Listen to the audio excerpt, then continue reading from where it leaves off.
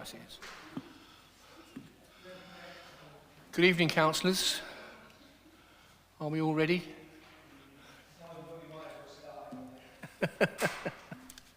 Well, good evening.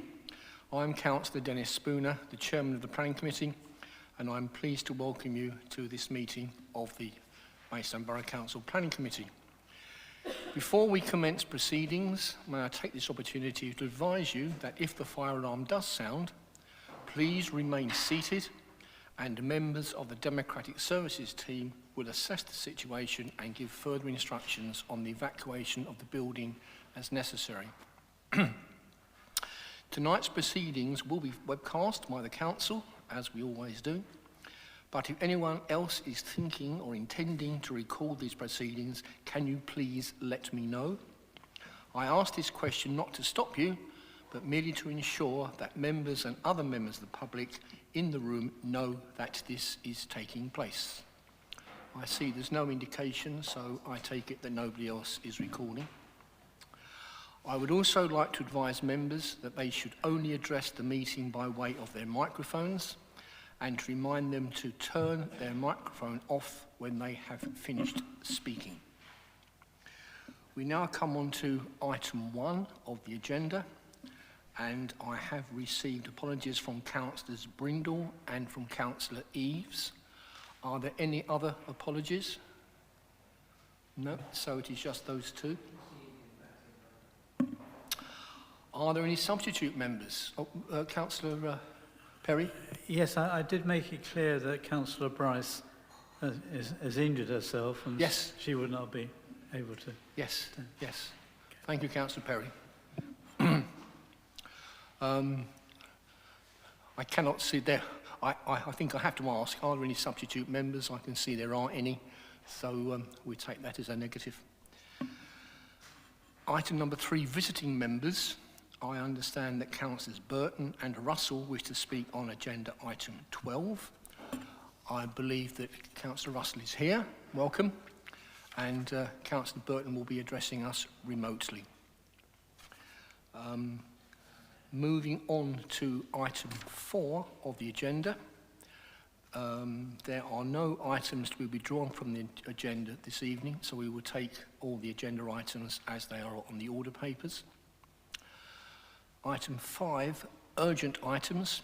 I intend to take the urgent update from the March committee meeting, which was inadvertently not attached as part of the appendix to the report relating to the former Syngenta Works application, and any other verbal updates in the officer presentation as urgent items, as they contain further information relating to the applications to be considered at this meeting.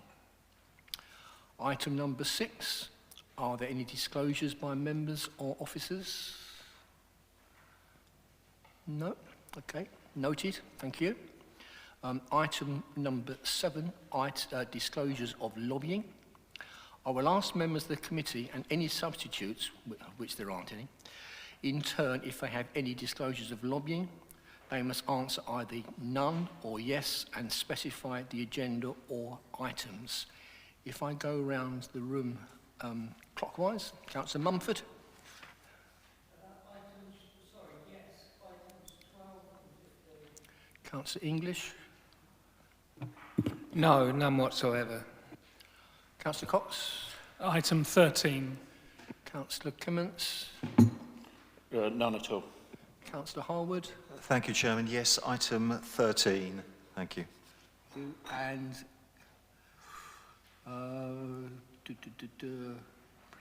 and Councillor Coates. So I couldn't quite see you at the back. You're not quite in my... Nothing. Okay, thank you. Councillor Forecast. Nothing. Councillor Holmes. Councillor Perry. Yes. Oh, sorry. You know, agenda item 12 and agenda item 15. Thank you, Councillor Perry.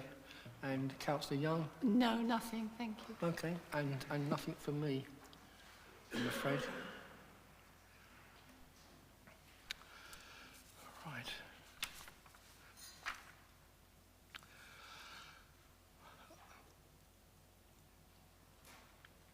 Item number 8, to consider whether I move that the items on the agenda be taken in public as proposed. On item 9, unless anybody has any comments on the minutes, I move that the minutes of the meeting held on the 22nd of July 2021 be approved as a correct record and signed. Is that agreed? Agreed.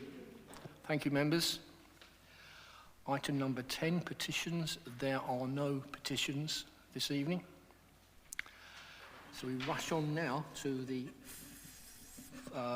first real item on the agenda, or the practical item on the agenda, which is item 11, deferred items. I call upon Mr. Bailey to update us, please. Unfortunately, Chair, I've got no further updates on the items on page 7 of the papers. Thank you. Thank you, Mr. Bailey. So we now move on to item 12, which is the former Syngenta Works at Hampstead Lane, Yalding, Kent. And I will ask Mr. Richard Timms if he would present the case to us, please. Thank you, Mr. Timms.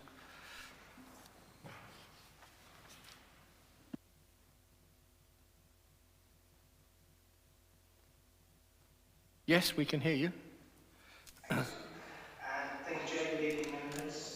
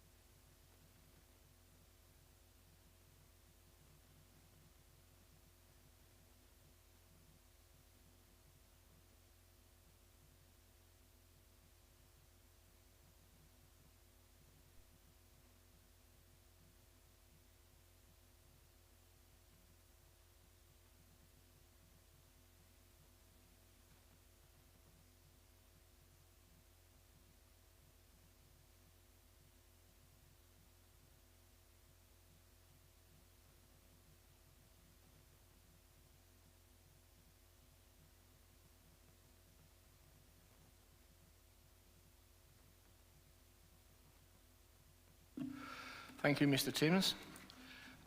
We have a number of speakers who wish to talk to this application. We have Mr. O'Hare, an objector, Mr. Woodhead for the applicants, and we have 2 visiting members who wish to speak.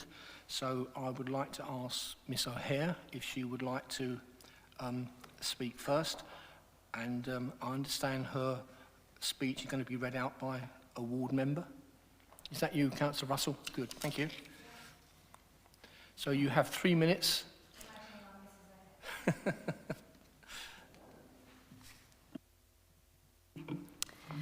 This statement is on behalf of the Hampstead Lane and Bulmerlock residents who speak in opposition to the application. There is consensus that the site should be regenerated, but the nature of the site and its location on the rural road network makes it wholly unsuitable for a warehousing and distribution centre. I therefore repeat the previous arguments of local residents and many of the affected local parish councils, which include A, inadequate road access. Kent Highways have confirmed there will be increased incidents of hazardous conflicts. Hampstead Lane is physically too narrow for the projected hundreds per day of HGVs to pass, creating a risk to pedestrians, cyclists and other road users. And B, there is a verifiable risk of further contamination from the site. Focusing on the sequential test and the exception report, our reports confirm that the site is in the highest flood risk zone and the development risks contamination flowing into the River Medway. Paras 155 and 158 of the MPPF state development in areas at risk of flooding should be avoided by directing development away from areas at highest risk, whether existing or future, and development should not be allocated or permitted if there are reasonably available sites appropriate for the proposed development in areas with a lower risk of flooding. Maidstone Borough Council's Strategic Flood Risk Assessment, dated August 2020, states that MBC should work with the EA in defining the suitable area of search for the sequential test.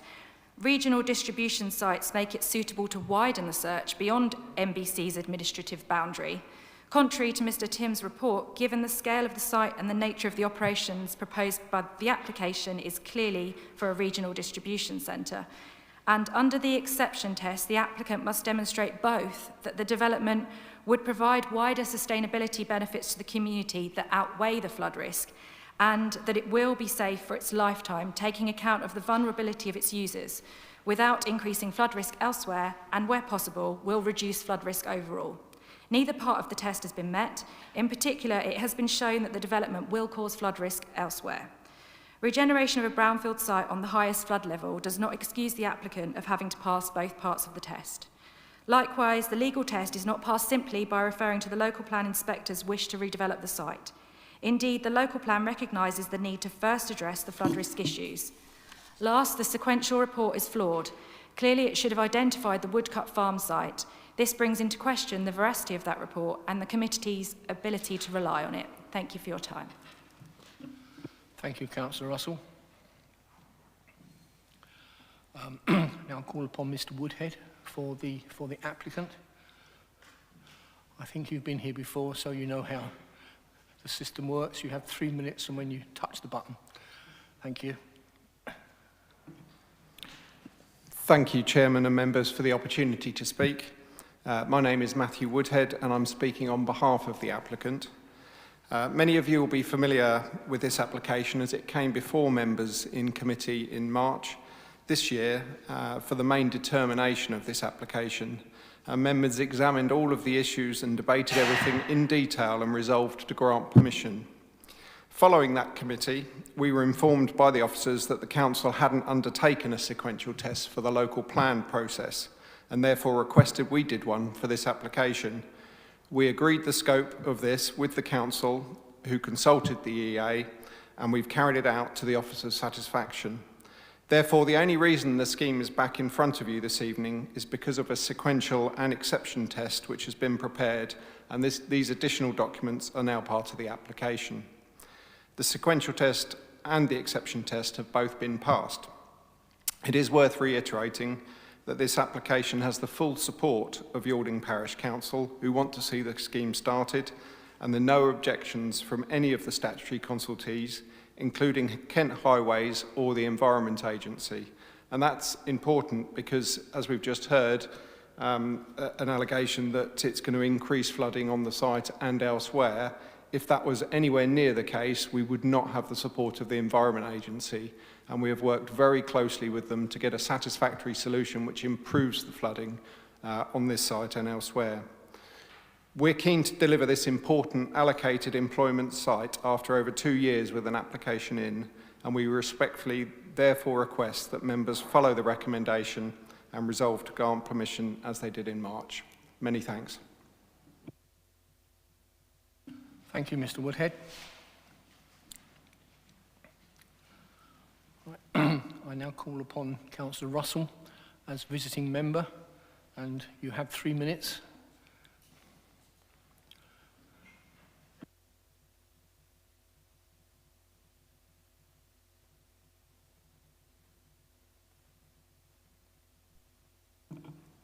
Good evening, members and officers.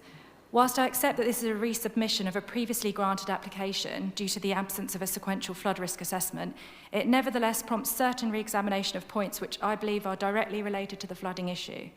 The Syngenta works were a former agrochemical works. The remediation that was carried out on the site consisted of a combination of an active and passive PRB, permeable reactive barrier, with gates being put in place first, and then a thermal desorption mobile treatment plant was brought onto site via a mobile treatment licence granted to EDS Limited to treat the soils.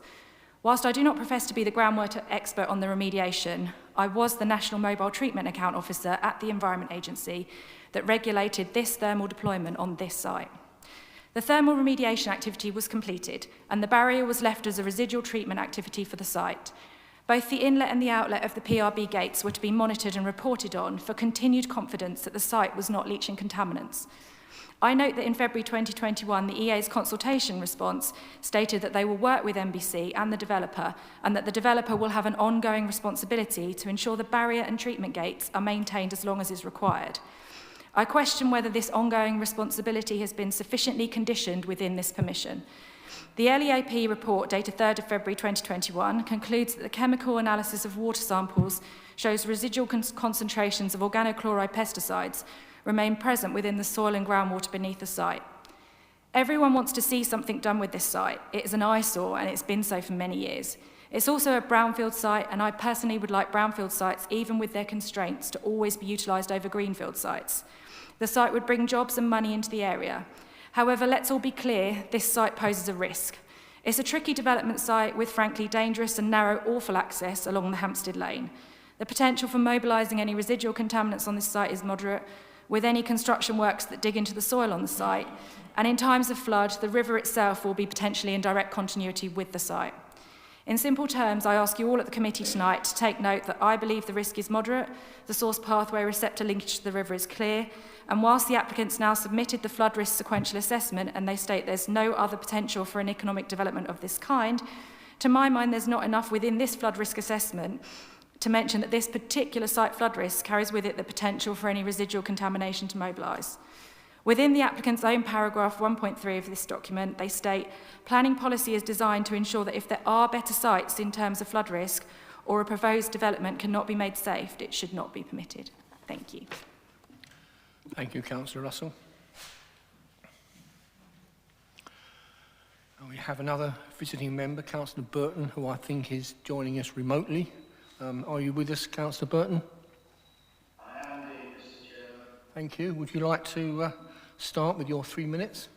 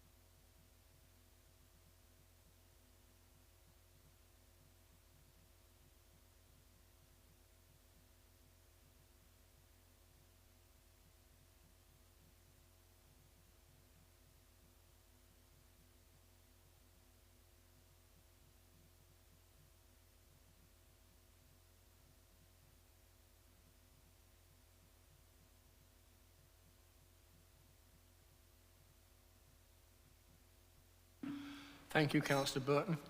Mr. Timms, do you want to come back on any of those issues?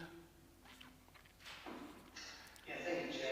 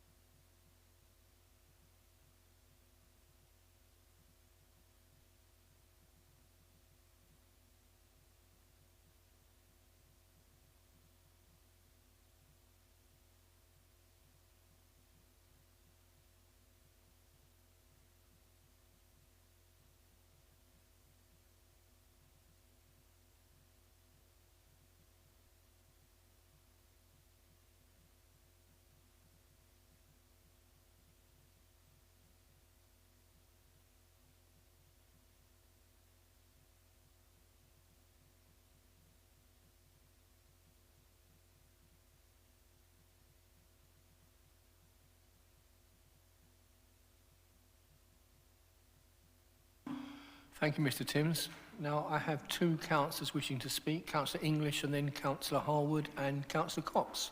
So, Councillor English first, please. Right, first of all, contrary to what was said at one point, the local parish councils are not all opposing this, far from it. Yalding Parish Council has made it clear that their only substantive issue when this application came forward before was the projected unwise, in their view and my view, and Tom Tugendhat MP's view, works on the Water and Bury Crossroads, which were proposed and which we have decided, when we discussed this previously, that we were not supporting. So the Parish Council wants to see it approved. There is a lot of policy in favour of trying to preserve and create more employment land opportunity.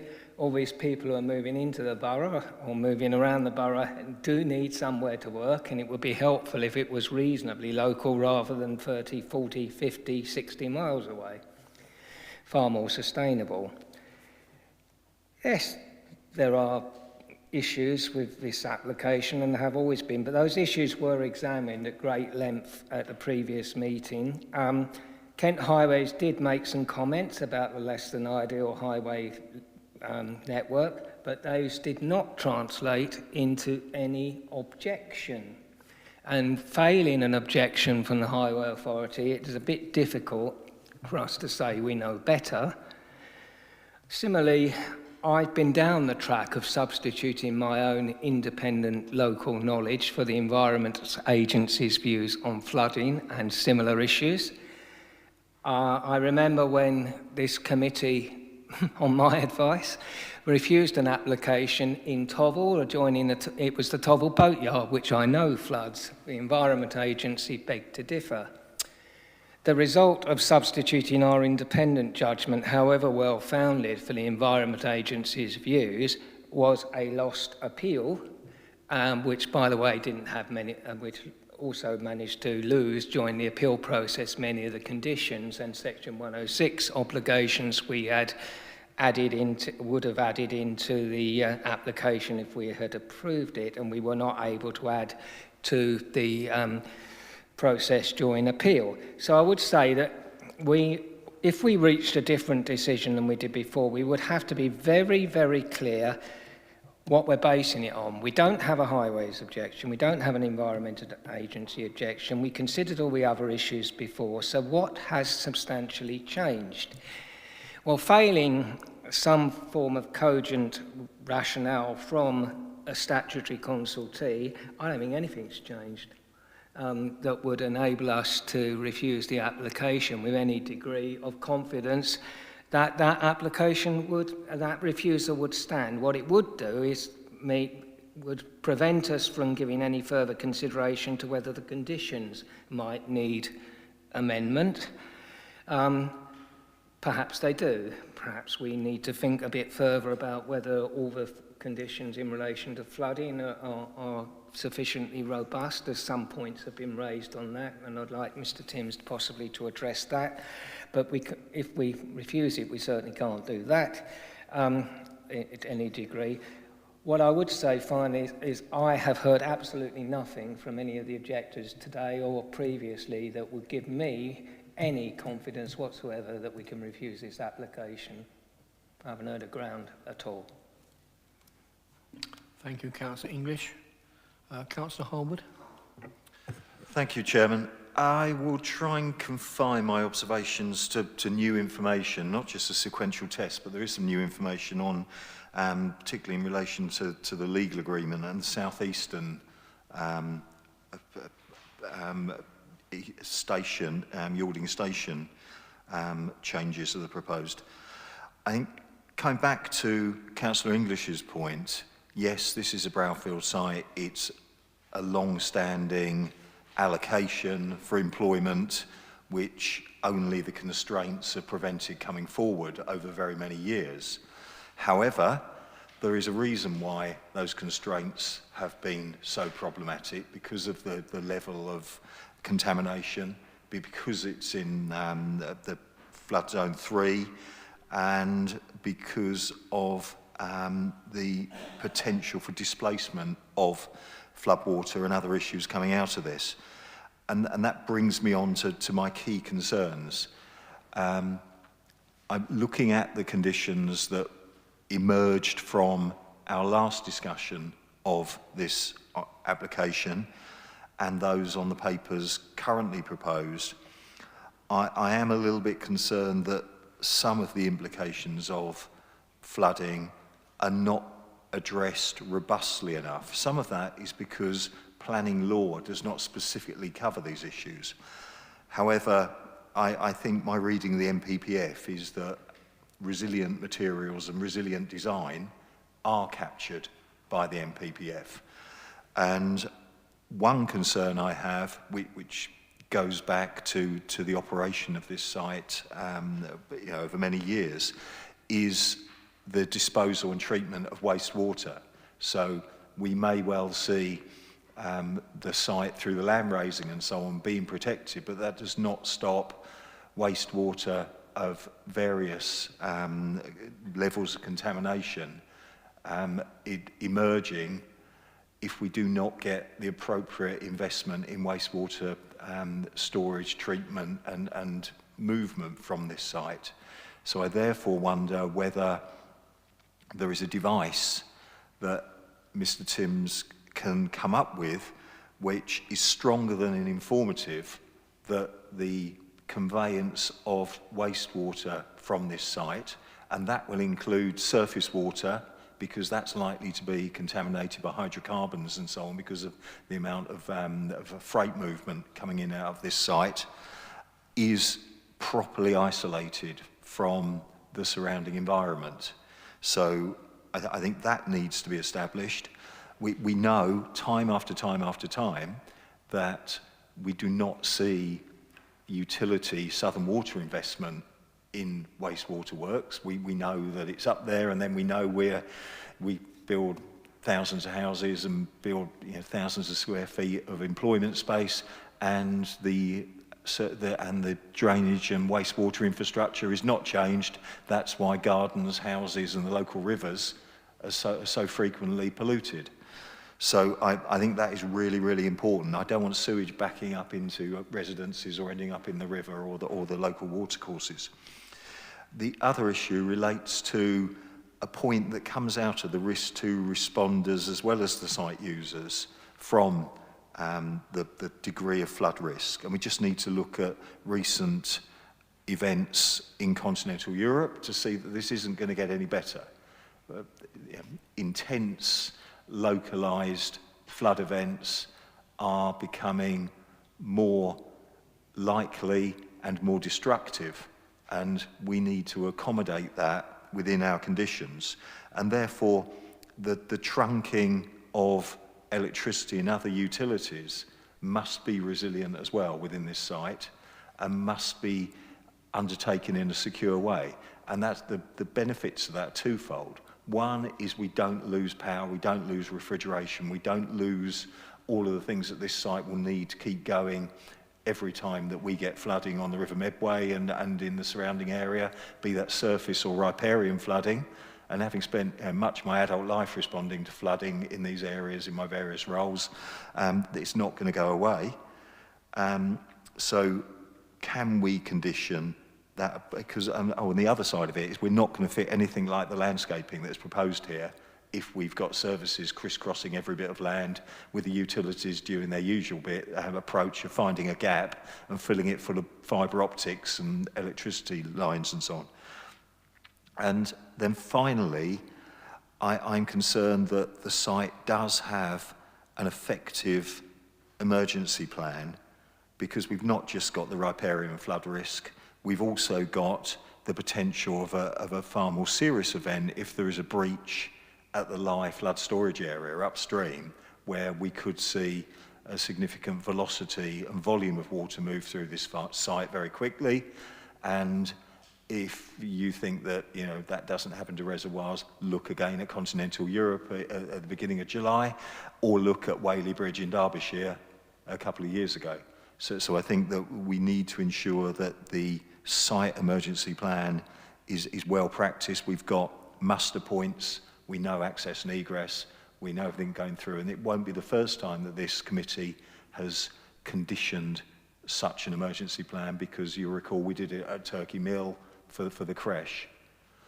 So I think with all of those points, I'm happy to move that we do grant permission, but with those additional conditions, stroke informatives with the advice of Mr. Timms on wastewater and on the trunking of utilities and on the emergency plan. Thank you. Thank you, Councillor Harwood. If I can just summarise that, as I think I understood it, you're concerned about obviously the conveyance of wastewater, the emergency plan, and the trunking of services. Those were the three key issues that I think you brought out. Yeah, the resilient trunking of services so we don't lose electric as soon as we get a flood. I'm inclined to ask Mr. Timms to come back on that first before I come to Councillor Cox. Are you happy with that? Councillor Cox, or do you want to speak first? Okay, please do. Thank you, Mr. Chairman. I wasn't here in March. Neither were 3 other members, so I think it's good that we can go through these things and listen to the other members and representation. However, on page 38, when I hear about the highways being raised, I look on page 38, highways, no objections, but they'll take the 14,344 towards the Waterbury Junction. No, I know, but I'm just saying that there is no more that we can attach to raise an objection. The EA, no objection. So it is very hard, and I just think that the public, the residents should know if the main people who can influence these things by raising what could be incorrect, if they do not raise them, we can't use it. We cannot change what is on the papers unless we can see, as Councillor Harwood has, that we can make the best of what's there. We can protect the river by nothing going into it coming from this development. But as Councillor Harwood has said, we must make sure that it is protected from the things that are increasingly happening in nature and as a result of the developments that are coming to this area and likewise around the country. So I just wanted to point those 2 things out because I've heard and listened to what people have said in trying to object. Thank you. Thank you, Councillor Cox, and very briefly put as well. Thank you. Councillor Harwood, do you want to, is there anything further you just need to clarify before I bring Sorry, just right. in response to your comments, one very quick thing, it will be very good to hear from Mr. Timms on, is we understand that the £14,000 contribution to South Eastern, they're talking about using that for lighting at the car park at the station. In terms of environmental impacts and so on, it's a really sensitive site, Yalding Station. Is there any way that we can ensure that that lighting is environmentally sensitive so it doesn't impact either neighbours or biodiversity. I wouldn't want to give South Eastern a blank cheque to put the usual light columns in the middle of the low weald there. Thank you. Thank you, Councillor Hold. Is anybody else? Mr. Timms, are you happy to come back now, please? Thank you.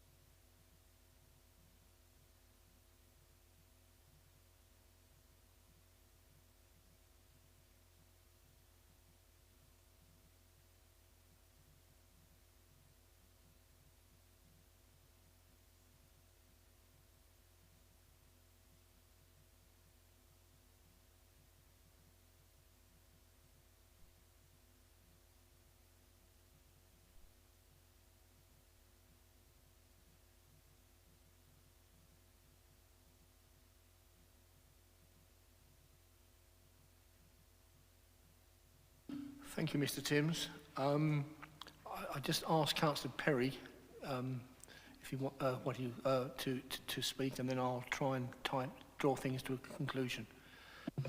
Thank you, Chairman. It is a bit Groundhog Day because many of us have been through this before, so I don't think there's a lot we can do. However, and I was one of the ones that's really concerned about the highways issues, but as Councillor English has said, highways issues have done their usual thing of, not committing themselves. So, and the Environment Agency, I have a lot of concerns about the Environment Agency, but I won't go into them there. But I do think that what I wanted to say, the points raised by Councillor Harwood, I think are so important, particularly the wastewater dispersal. That's incredibly important. And could you just point me to the current condition, where you think this is now covered? So I was struggling to find it. I think Councillor Timmins said that was condition 13. 13.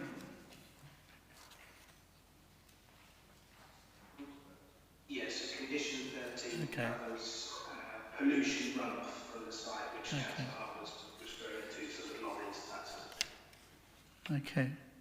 If you feel that covers it, I'm glad it's a condition and not an informative, because I think this is perhaps one of the most important issues. Yeah.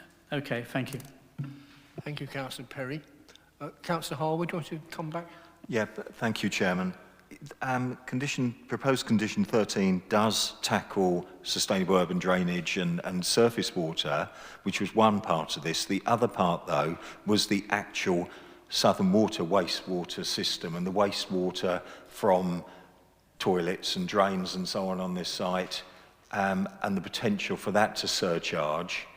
So what I was wondering is there any way to condition, because of the flood vulnerability of this site, that we have a resilient wastewater system on this site which will not be impacted by flood scenario around the site? Because you know what happens. We get sewage backing up into property, we get sewage emerging from combined systems and so on. So I do wonder if Mr. Timms, I know we're right at the boundaries of what planning can achieve, and I know that we're banging our heads against a brick wall and with Southern Water, but the on-site storage, the septic tanks or storage of waste before it ends up in the utility network, is something that potentially we can ensure is resilient. So I just wanted to kind of probe whether that were possible. Thank you. Thank you, Councillor Harwood. So what you're looking for is condition 13 being beefed up to include a resilient wastewater treatment. Right, okay, Mr. Timms, is that okay with you?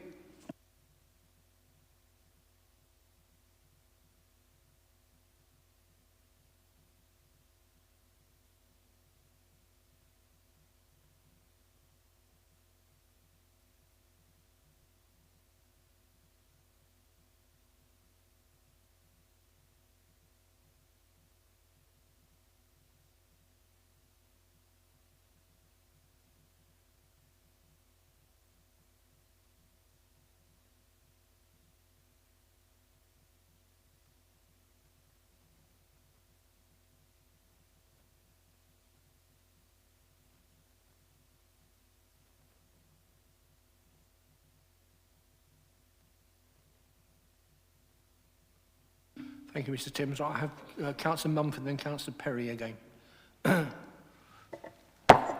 Just very quickly, using a bit of logic, condition 13 deals with quantity of water generated by this development for rainfall. All we've got to do is prevent contamination within that, and then within that statement, it's dealing with quantity, add to the sort of 100-year storm quantity and prevent contamination, then that plan should come in, both quantity of water and preventing contamination. I don't know. Councillor Perry, do you want to come back? Yes, I'll be very quick. The wastewater is such a powerful, strong issue. Every development I've known now in the last few years, wastewater is an issue. And I've often been told, yes, it's dealt with under separate legislation, but this is a sort of quasi-balkanisation of the control. If one party is responsible for that, another party is under another bit of legislation, and it just doesn't work, and you end up with residents with their toilets backed up and in a mess. So this is part of it, and I think we are duty bound and to try and do something and really beef this up, which is why I really do support what Councillor Harwood has said. Thank you. Thank you, Councillor Perry. I'd like to draw this to a conclusion now. I think we're discussing and debating the means by which we control this development if we grant permission for it. We have a proposal to grant permission. It has been seconded. Can I just now clarify in my own mind, and perhaps all of your minds, exactly what it is we are now going to vote on? It is the application as on the order papers with the recommendations. We are looking to condition 13 to be beefed up, if at all possible. There was something to do with condition 29, but I can't remember off the top of my head what that was about. I don't know whether you made a note of that, Mr. Timms. Condition 29? Sorry, just quickly. I think condition 13 deals with Yep. any pollution from lorries, etc. Right. I think what we're saying for the foul drainage on the site is we officers investigate whether a separate condition on that passes the test. Right. On condition 29, it was just advising that there's a flood evacuation condition there. If councillors feel they want further discussion on that, they could do it through the development delivery group. Thank you, Mr. Timms. Right, so we are also including an informative about the lighting at the railway station, and on the written updates, we have an additional condition relating to the site clearance and demolition shall take place. And if you've seen the urgent update, and also there was I've mislaid the paper here, an extra condition 34. So that's quite a lot of issues there, members.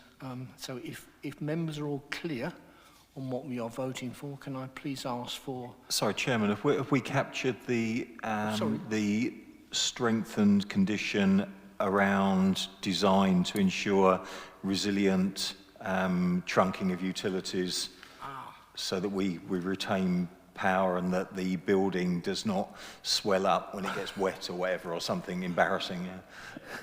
I thought we had, Councillor Holwood. I must have missed that somewhere.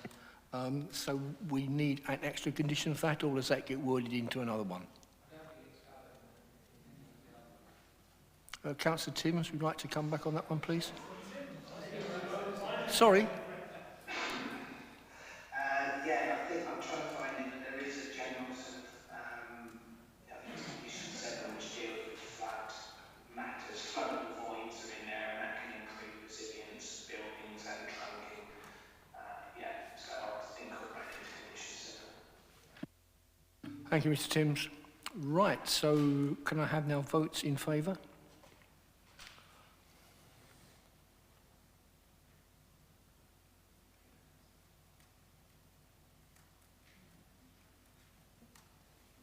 It's 11 in favour, Chairman.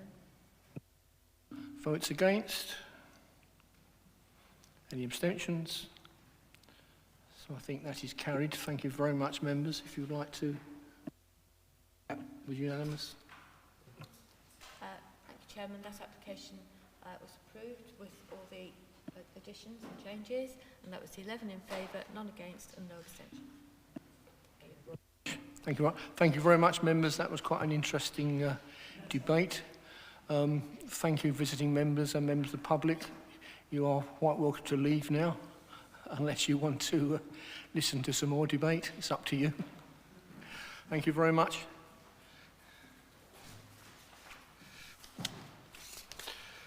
Right.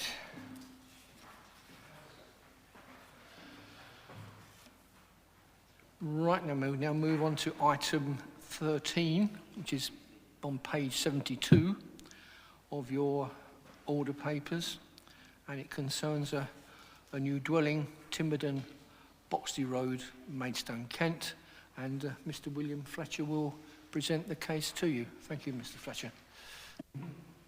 Thank you. Through the Chair, so we have Timberden here. The application seeks permission to erect a single-storey, 3-bedroom dwelling with associated access, amenity area, parking and cycle store. I'd just like to draw members' attention to the urgent update, which includes comments from our landscapes team, which were not included within the committee report. The first paragraph concerns the removal of the sycamore tree, which landscapes team have considered acceptable, although concerns have been raised that perhaps its replacement with a rowan tree might not be ideal. If members are... Sure. Is that better? If members are inclined or feel that a different tree should be used, we could amend condition 5, the landscape condition 2, specify a specific tree. The second paragraph concerns the retaining wall that's proposed and possible damage to the neighbouring conifer hedge. The condition within the urgent update is used to cover that. Also, an informative delegated authority is requested to amend condition 5 to state that cordwood from the felled sycamore tree should be retained, and authority is requested to impose a condition requiring that a renewable energy element be part of the proposal. So to begin, the application site was within Maidstone urban area, located along Boxley Road, north of Boxley Close and south of Neville Road, with the Bull Inn a small distance to the southeast. As detailed within the committee report, 3 planning applications have previously been submitted that relate to land at the western end of the original Timberden plot. These applications sought permission to build an incidental outbuilding and then convert the approved building into a residential annex and then finally convert it into an independent dwelling. So this is the application site itself with the sycamore tree on the left.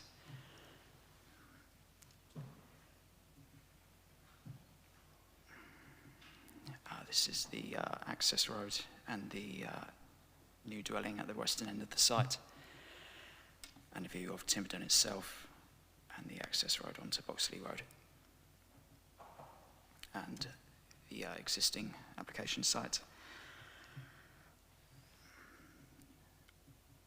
And the proposed. Moving on. The proposed dwelling is a single-storey bungalow with a hipped roof form. The bungalow is 5.4 metres in height with a maximum breadth of 13.5 metres and a depth of 8.3 metres. The general pattern of local development consists of detached and semi-detached and terraced houses on modest plots of modest depth. All the surrounding dwellings, such as those along Boxley Close, are situated on much shorter, 30 metres typically, and slightly narrower plots. Despite the triple subdivision, the proposed dwelling would still be located on a plot that is of similar size to those along Boxley Close. The proposed dwelling would not be visible from the street scene, and the other property at the western end of Timberden was permitted based on its lack of visual harm. A similar conclusion is reached to this proposal. The development is considered the development is in accordance with local and national design policies. With regards to neighbouring amenity, dwellings to the south within Boxley Close are at least 20 metres away. Timberden itself is also 20 metres away, and the dwelling permitted to the western end of the site is also 20 metres away. Treetops is located 23 metres to the northeast.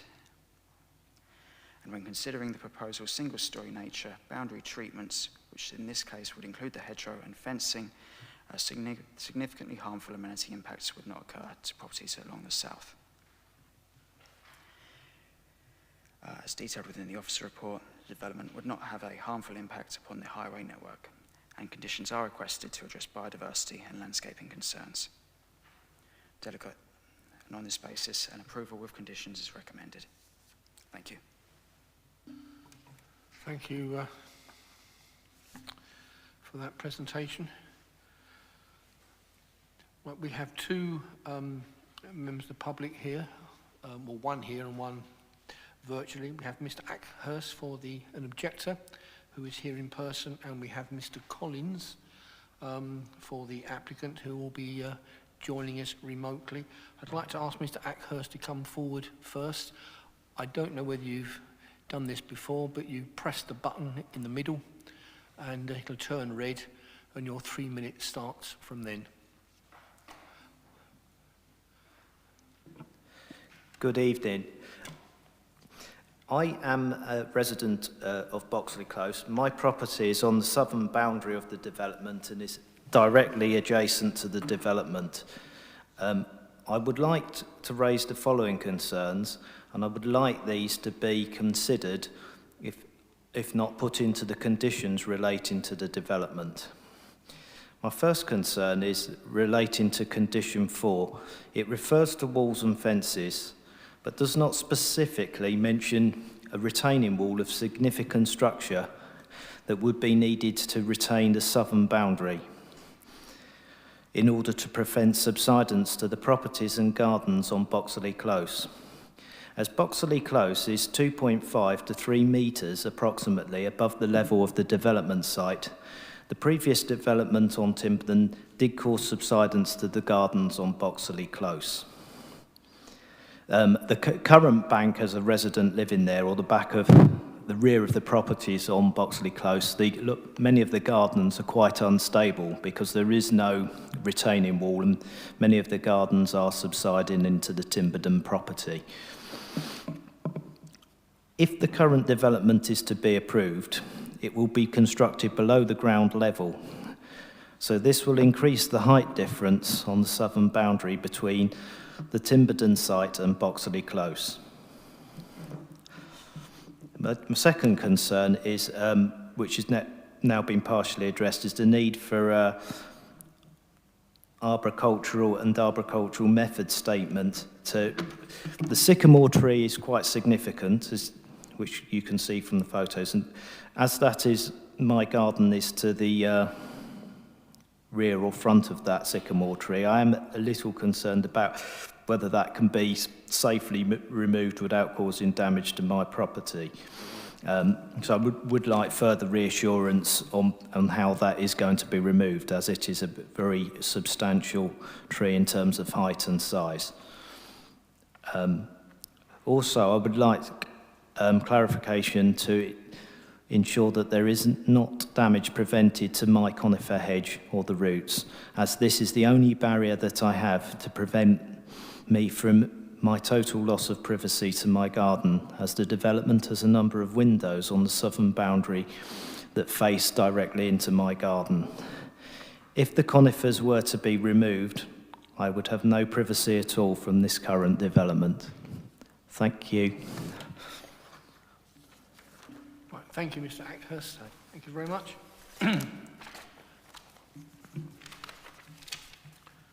Our second speaker is Mr. Collins, for the agent for the applicant, who is joining us remotely. Are you there, Mr. Collins? I am, Chairman. Hopefully you can hear me. Thank you. It's good to hear from you. You have 3 minutes from now. Thank you. Thank you, Chairman. I think I'll concentrate on responding to Mr. Acehurst's comments. So firstly, when Bucklow in the very rear of the site was constructed, there was a retaining wall put in, and I've spoken to the applicant and he is happy to construct something along the boundary as suggested.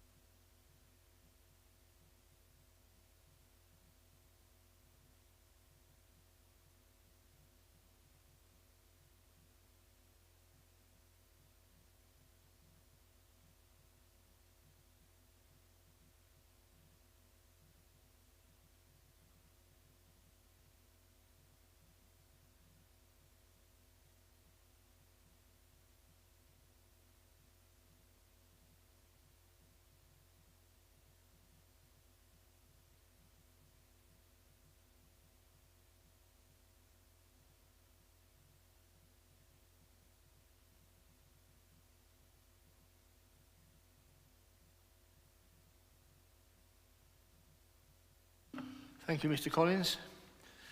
I'd just like to go back to Mr. Fletcher to ask about the retaining wall. Is it possible to incorporate something about that within condition 4? Yes. Thank you. Right. I'll now open up to members, and ward member Councillor Harwood. Thank you, Chairman. This site, it's difficult to convey just how challenging the various changes made to what was once a long residential garden, with development, with storage of plant, with significant excavation to the rear and the front of the building, all on Fuller's Earth, on the sandy bank which makes up Dove Hill. And just to people get their head round it, you can see on on the maps, where on page 72, you can see the M20 motorway running along the edge of the northern edge of the drawing. Essentially, the AOMB is on the other side of the M20, and Dove Hill is on significantly rising land. It is quite a steep rise, as you realise as you come up Boxley Road. When you come from Boxley towards the crossroads at Pendleton Heath and the Bull Public Health and the recreation ground. So the amount of excavation we've seen on this site has caused all sorts of issues in terms of structural impacts on neighbouring properties and on neighbouring gardens. So we have, as the local ward councillors at borough and county level, have been significantly involved with this site for a very long time. In some ways, the fact that we're now seeing, instead of storage of plant and quasi or actual commercial uses on the site, we are seeing a shift to perhaps more settled residential. Maybe it will reduce the bad neighbour impacts that we've seen on all of the surrounding residences in Boxley Close, Neville Close and this part of Dove Hill itself. However, we need to get this right. And I think the point that was raised by Mr. Ackhurst around the retaining walls, that does need to be conditioned. Because of the geology, you dig a hole somewhere, something gives, and you see a scouring, you see the groundwater behave in different ways, and you see ramifications on the surrounding land. So that needs to be properly conditioned, that the excavation just does not just lead to some sort of subsidence, wider subsidence. And that brings us on to the tree issue and the sycamore, which has got quite a substantial crown, is visible, certainly from residences in Boxley Close and from treetops and so on. We need to get this right. We've heard that we're going to get a rowan. Essentially, a sycamore is a very large tree, a rowan is a very, very small tree. Sycamore supports more invertebrates than a rowan, it supports more lichens than a rowan, so therefore it's not a net gain for biodiversity in all landscape. What I believe we need with this scheme is a proper landscaping scheme. We need to get enclosure. We need, for example, perhaps a native hedge around the boundaries, though I am concerned that we will have very little control over that. So I suggest that we would probably need to extend the replacement period to 10 years, just to make, instead of the usual 5 years, because of the site history, to ensure that we do retain any landscaping to the point where it establishes properly and is less likely to be uprooted and disappear. I think the most appropriate substitute in terms of scale and in terms of biodiversity for a sycamore is the native equivalent, which is a field maple. So I would suggest that a field maple would be more appropriate. On other points, in terms of design, I am again disappointed that it's required a call-in to pick up the fact that there was no renewables policy and renewables were not part of the design which was going to be recommended for approval by officers. And I think this is a concern for all of us in this committee, that we have to take the time and trouble to refer items just to get what are fairly kind of basic conditions implemented. And time again, I'm seeing applications go ahead all around the borough that did not come to this committee, where the basic design features that we always require are not there. And you've got to get this right. We've got to use delegated power more effectively to ensure that we are delivering beautiful and well-defined developments as the MPPF and as ministers are promoting. And I know we used to have a checklist and perhaps things are getting better, but this is relatively recent, and yet we were still not seeing those issues built in. And this brings me on to the net gain for biodiversity. What we currently have proposed here is, as I say, is the landscaping, which we need to beef up, but also in terms of the integral niches for wildlife. I think there's a proposal for a Schwegler bat box. I think we need to ensure that that is, I know they do some integral designs, but make sure that it is integral, that it is not something that can just be detached from the tree or the building as soon as the householder moves in. Otherwise, we are not seeing a net gain for biodiversity. So I think that the biodiversity condition needs to really stitch that up, ensure that we are building in the features for wildlife.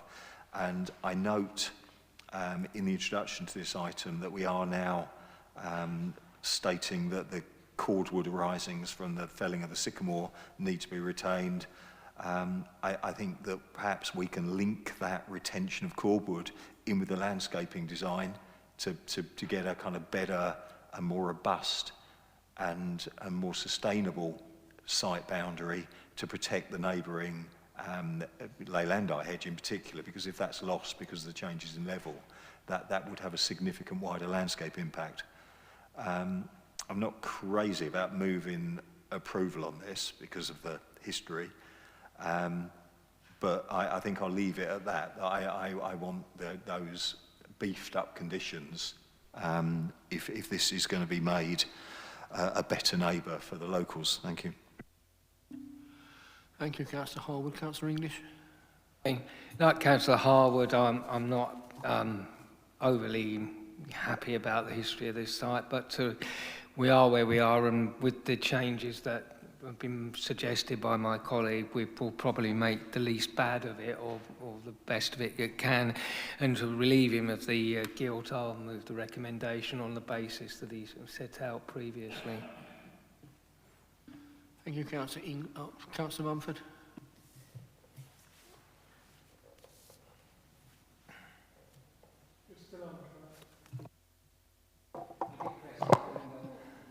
He didn't want me to talk.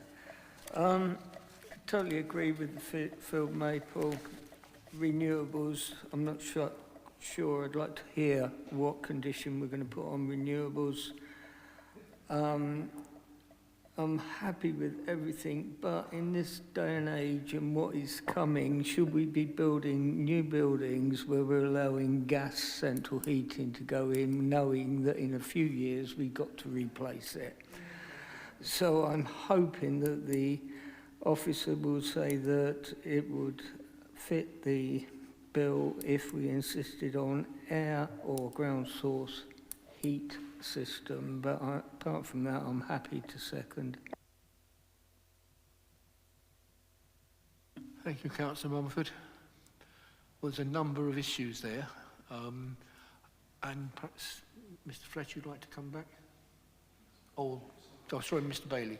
Yeah, I think we've covered all the points in terms of what Councillor Harwood has requested. We've captured those. I can go through those in a minute. With regard to the sustainable energy, I don't think we can dictate specifically a ground source heat pump in terms of the conditions. I think we could have a condition that requires a sustainable, the standard sustainable energy condition that we put on, that gives the applicant the opportunity to come back and say what they're going to do in this instance. We are starting to move to a point where our Regulation 19 will start to get more weight when we've got a lot more detail in our renewable energy policy coming forward on that. That is more akin with MPPF requirements, and then I think you'll see a shift in terms of more weight being applied to that Reg 19 when it's adopted in the policies within it. At the moment, I still have to say we are still light in our policy in terms of development plan policy. So I think we can impose it, but I don't think we can impose a specific. And then, as I said, I agree with all the other points that have come forward. Maybe if I just go through them just to sort of highlight what we've got. We've got an amendment to condition 4 to include the retaining wall structure. We've got the amendments to condition 5, which include the cordwood on site. And I think the way we can do the, put an informative in terms of covering the field maple to say we expect to see a field maple as a replacement with regard to condition 5. The additional condition, as I said, we've covered on the renewable energy condition, we can include that. And I think I've covered those points as the changes and alterations. If I've missed anything, I'm sure the councillors will point that out. Councillor Harwood. I think that's covered it all splendidly, Mr. Bailey. Thank you very much. Very quickly, Chairman, there was one thing, a bit because of the sensitivity of this site on the rising land. It was that instead of using a standard 5-year replacement condition for the landscaping, that we use a 10-year. Yeah. So 10 years instead of 5. Yeah, I've got that. Sorry, I failed to mention that, but I've picked that up. Yeah. I wasn't quite certain if Councillor English actually was moving that the application be approved. I was on the basis of the list that Councillor Harwood had previously set out. Basis of what Mr. Bailey has just summarised. Yes, indeed. I'm quite happy to amend to that. Do you have a seconder? Thank you, Councillor Mumford. Do you wish to speak on that, or? I thought we'd already done that, but no. Fine. Thought I'd give you another chance. Thank you, Councillor Mumford. Right, on that basis, then, can I have a vote, please, on... Chairman, can I just interrupt for a second? Did Councillor Howard talk about integral issues for wildlife as well? Yeah. Sorry, Mr. Bailey? Can I just come back on that? There is condition 9 on the papers, and condition 9 already does see enhancement through integrated methods into the building structure by means of swift bricks, back tubes or bricks. So that does cover those particular points already. I'm quite happy with that. Councillor Harwood, are you happy with that? Well, I'm happy that the condition says that, but the plans currently don't show it, and the report talked about a Schwegler back box being fixed to something. I think as long as we do ensure that it is an integral feature, I'm happy. So it's really down to the officers now to make sure it happens. But I'm not convinced from looking at the plans, and I'm not convinced from looking at the report that currently that is what the applicant understands they're delivering. Perhaps that can be covered in the condition, and perhaps with an informative to ram the point home. Yep. Happy with that? Okay, anybody else? We have a seconder. Can I have votes in favour, please, gentlemen, ladies and gentlemen?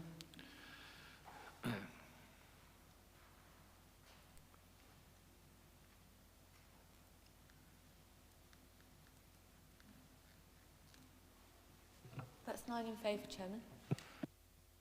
And any votes against? Just the one. And any abstentions? 1. Thank you, Councillor Harwood. Thank you, Chairman. That application was approved. 9 in favour, 1 against and 1 abstention. Thank you. Thank you, members. That is now carried. Permission has been granted, subject to the conditions as to be amended. Thank you very much,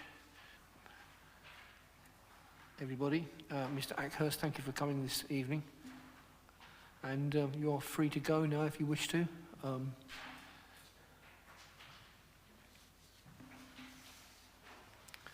we will move on to item 14. Whiteacres, Marden Road, Staplehurst, which I think is Mr. Fletcher, yet again, who will do a presentation. Thank you, Mr. Fletcher. Thank you. Through the chair. The application seeks permission to change the use of land for the siting of 2 additional static mobile homes for occupancy by a Gypsy and Traveller family. This would include access, parking, landscaping and associated works. Before we begin, I'd like to request delegated authority to strengthen the landscaping condition to include specifically where we'd like to see landscaping to try and screen the access further The application site is located approximately 0.7 miles outside the settlement boundary of Staplehurst in the countryside, and in an area where there is a mix of traveller sites and the settled community. Just to review the site itself, we have the access on the right, the landscaping behind it, the application site itself, which is just a grass-covered field, and then the opposite the application site. The plans indicate 2 additional mobile homes which have permission but have not been implemented. The current application site forms part of the land that was included within the application site boundary for the 2017 and 2018 planning applications detailed within the officer report. A private access road from Marden Road currently provides access to the 5 existing caravans at Whiteacres, with a post and rail timber fence along the road edge. The 2 proposed caravans would use the same access with the caravans located in a line set back 7.5 metres to the southeast of the private road. The applicant has provided evidence regarding the occupant's gypsy and traveller status. This is detailed within the officer reports, but to summarise, 1 caravan is for a brother and his wife, and the other a sister of the occupiers of the existing site, Mr. and Mrs. Warren, as taken from the officer report. The intended occupiers intend to continue to travel for work, but require a base from which to do so for the foreseeable future, due to the current COVID crisis and changed personal circumstances. In addition, they are likely to be required to increasingly assist other family members due to their deteriorating health. However, they fully intend to continue travelling for work in building and catering shows and events. The mobile homes themselves are single-storey buildings with shallow gable-ended roof forms. The proposed buildings are each 19.8 metres in length, 6.7 metres in breadth, and 3.9 metres in height, and will be clad in painted rendered boarding. Whilst it is accepted that these caravans are moving closer to Marden Road, they are not overly visible. Potential views of the application site would most likely be from adjacent gypsy and traveller sites, and at the entrance to the site entrance. The site is currently contained behind the existing front boundary landscaping, and it is proposed that this will be enhanced via conditions. As detailed within the officer report, the development is not considered to have a detrimental impact upon neighbouring amenity or highways or any other aspect. And on this basis, an approval with conditions is recommended. Thank you. Thank you, Mr. Fletcher. We have 2 public speakers. We have Councillor Sharp from Staplehurst Parish Council, who is joining us remotely, followed by Mr. Collins for the applicant, who will also be joining us remotely. So we'll start off with Councillor Sharp. Are you with us? Can you hear me? Yes, we can. Very well. Thank you. Yes, very good. Excellent. Okay, your 3 minutes is starting from now. Thank you.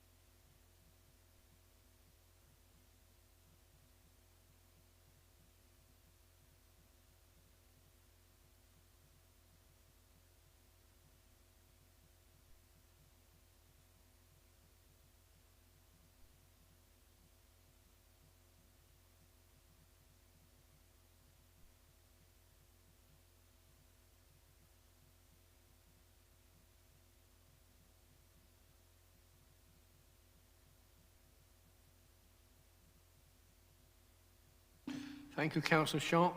Just on 3 minutes. Well done. Thank you very much. Now I'd like to ask Mr. Collins for the applicant if you would like to address the committee. Are you still with us? Well, hopefully I'm still here. Yes, good. Pleased to hear it. You have 3 minutes starting from now. Thank you.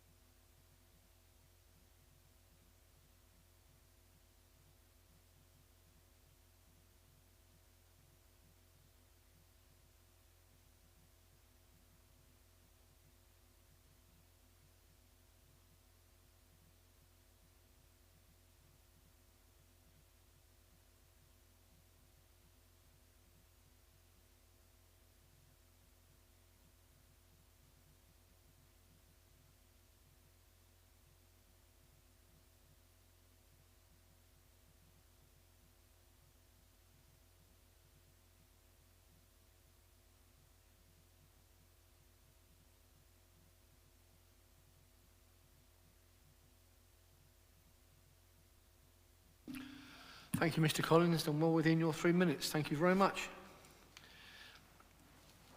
Right, I'll now open the... Mr. Fletcher, do you wish to come back on any of those issues?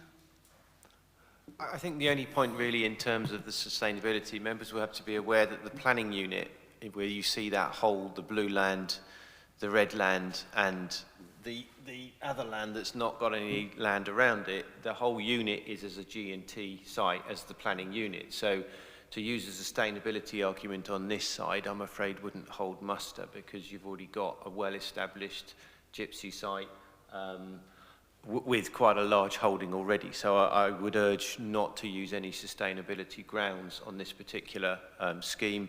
I do agree with the request from the case officer to extend that landscaping more, so it effectively extends, and I would recommend that the 10 metres, not the 5 metres that the agent just suggested. I certainly would recommend that to extend further up, 10 metres up from that road frontage, to give that robust screening to the front, and that would help screen the caravans from the site entrance.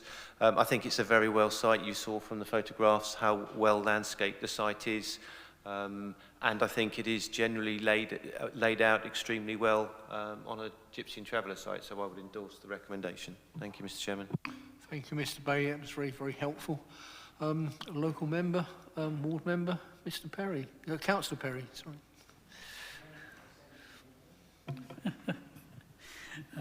Thank you, Chairman, members. Yes, I found myself obviously agreeing an awful lot with what Councillor Sharp has said. It is frustrating, a lot of this, but, and there's a huge but in this particular site. It's a site I know personally very well, and it is, to be fair, it's a well laid out site. There's no doubt about that. The sustainability argument, as James has quite rightly pointed out, would not pass much water on this one. We wouldn't make any argument, I think. I think the foul water issue has been covered under condition 10. I may be wrong on that, but I don't know whether that might need beefing up. The important issue is the landscaping, because these two new pitches would be much closer to the road, I think, and that is a difference. This site is that if you go past it, and I went past it today actually, is set back, you know, so it is already quite well screened, but this would be a change because they would be much closer to the road. So I do think something needs to be done on that, and that ought to be part of a condition or whatever needs to be done. I haven't got much more to say really on this. I think the only point I would make, and it's the same old argument, I won't go into the gypsy status. I got myself in trouble on the Downs Mail last time I commented on that, so I'll keep quiet. But the para 6.33, this whole cumulative impact is important, and Councillor Sharp was right to raise it. It's something, and it does give us, not necessarily on this site, but in general, it does give us problems. Because if you just say, oh, it's one additional pitch, yeah, it doesn't sound very much. But when it's been cumulative and going on for the last 20 years, then it builds up. It's the cumulative, overall cumulative effect can be very, very significant. It's the marginal incremental effect, if you like, to use an economist's term, to describe this. So there is an issue there, and I suspect we're probably coming to the limits of this site. But apart from that, if we can strengthen up the landscaping, which I do think is very important, I don't feel I can oppose this, because I think it's in general the site is one of the best G&T sites around, actually. Thank you. Thank you, Councillor Curry. I have Councillor Harwood and then Councillor English. Thank you, Chairman. I just wanted to move that we move the recommendation as per the papers to grant permission, but with the change to the landscaping condition to extend the hedgerow by approximately 10 metres, the native hedgerow in a dog leg down the side of the site, and I think that will enclose it. You won't see it, frankly, from Marden Road once that's established. We just need to ensure that it's a mixed native hedge to reflect the existing along the site frontage. Thank you. Thank you, Councillor Harwood. Do you have a seconder at this stage? Or Councillor Kimmins? Sorry. Yeah, I don't really want to speak. Just to say that the spacing of the units are, to me, are really good, because you've only got to look at the building that goes on up round Barming, and they're not spaced out like that, not at all. Thank you, Councillor Kimmins. Right, Councillor English, sorry if I... No, it's perfectly all right, Mr. Chairman. I wish that all such applications that come before us were so well designed and laid out as this one. I am happy that the landscaping is being improved. I just want to make an observation on the cumulative impact issue.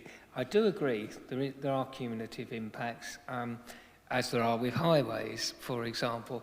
I have to say the government, whichever party is in power, sooner or later has got to get its head around this, because there are so many planning issues where you get a cumulative impact, and the government says, oh, you've got to take cumulative impact into account, yet there's absolutely nothing to go on in terms of what that means.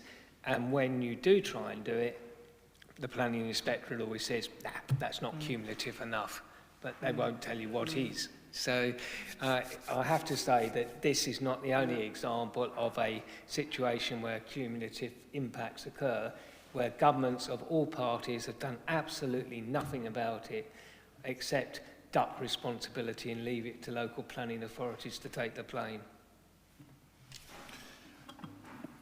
Thank you, Councillor English. So we have a motion to approve the application as... Oh, sorry, Councillor Mumford.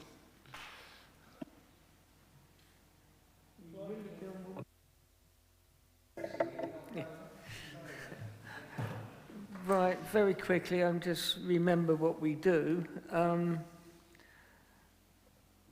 Should we be considering charging points? And should that be included in the conditions? Last time we looked at renewable, that might be a bit too far, but I think we should look at vehicle charging points. I think I'll put that one to Mr Bailey. It is important that members make consistent decisions, and as this committee has been very consistent in requesting such conditions on previous schemes, it is a fair matter to raise, and if members think that's appropriate in this instance, I think it would meet the necessary tests on those points. So, be interesting to try. Thank you, Mr Bailey. Chairman, we have, as Councillor Mumford states, we have attached EV charging points to other Gypsy and Traveller sites. The MPPF supports it for residential development, so I see no reason why we shouldn't, as long as it is feasible in terms of the way that utilities serve this site. So I wonder whether, with advice from Mr Bailey, whether we should leave this give delegated powers to the officers to come up with the wording and the approach. I think that's perfectly reasonable. Thank you, Mr Bailey. Yeah, we can inquire as to the reasonableness of that. So we have a motion to approve as per the order papers with the extension of the landscaping strip up to 10 metres instead of 5, and the officers to investigate how we impose the electric charging points. Okay, so if everybody's clear about that, I would ask for votes in favour.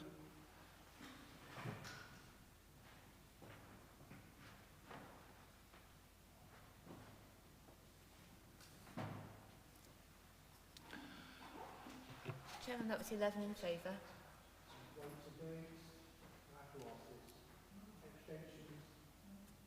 It was a unanimous vote, I think. Chairman, yes, that was carried unanimously. Changes. Thank you, members. So that has been carried. Thank you. We now come to the last application on the agenda, which is item number 15, Oaklands at Lenham Road, Headcorn, and Mr Bailey will do the presentation. Thank you. Thank you, Chairman. This is an application, a retrospective application for the siting of additional mobile home and Tora, and it's classed as a resubmission of a previously refused application. Just a couple of things to go through in terms of the history of this site. Members probably recall it quite well. This is the current application site. In terms of the next door site, we haven't received a planning application yet, and there were some family issues, so we're still pursuing an application on that. This site here was permitted by committee on the 24th of September 2020. Likewise, so was this site here. There's no application on this site as a consequence of family matters, but again, we're seeking to try to get an application in on that. And likewise with this site, it was approved by planning committee on the 24th of the night. So 3 out of the 5 sites have already got planning permission by that previous committee. This application, if you remember, was refused at planning committee as set out on your papers in November 2020.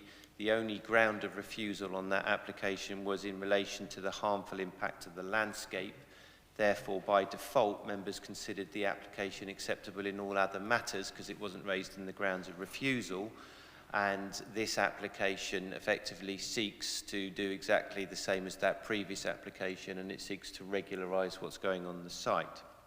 I've just included this in terms of, you can see the aerial photograph. You'll also note that following that decision by Planning Committee to refuse it on the access, the Council served an enforcement notice requiring the removal of the closing up of the access. We had additional information that came through, which meant we had to withdraw that notice on the basis that there was photographic evidence which showed it had been there prior to 4 years. So therefore, for development control purposes, that access is lawful and enforcement action can't be taken against it. So whilst we accept that access does have a degree of harm to the landscape, and it's what members refused it on it last time, it is lawful and therefore we can't do anything about it. So we're effectively left with the application as it stands, which generally seeks a relocation of these units into this front parcel of the site, the rewilding of this area, and I'll go back through that in a bit more detail.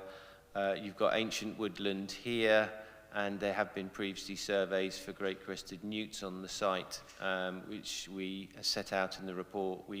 Whilst the condition of the site has deteriorated significantly, those protected species are probably still present. So just going through, this shows the sort of the access as is. This just looking into the site. This is showing a view from the lawful access. And the site is on the left here, and the need for that additional access, as they say, is when they take caravans out of the site because of this sharp bend. They actually go through this area here and use the now lawful access. So this is the current layout. This is what was approved by members in under 18.506.270. That permission in effect fell away because the site development scheme wasn't implemented.